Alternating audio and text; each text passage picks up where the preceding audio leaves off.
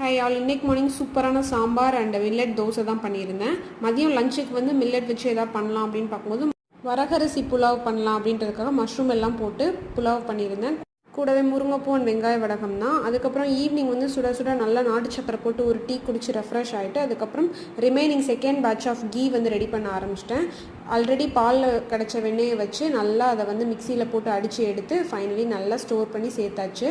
இங்கே நான் வாங்கின பால்காரங்கிட்ட வந்து பால் சூப்பராக இருக்கும். அந்த பால்லேருந்து எடுத்த பாலாட தான் இவ்வளோ பட்டர் ஸ்டோராக இருக்குது. அதுக்கப்புறம் ரிமைனிங் வாட்டர் வந்து நம்ம மோராகவும் யூஸ் பண்ணிக்கலாம். ஃபைனலி வந்து கீ மேக்கிங் வந்து ரெடி பண்ண ஸ்டார்ட் பண்ணியாச்சு.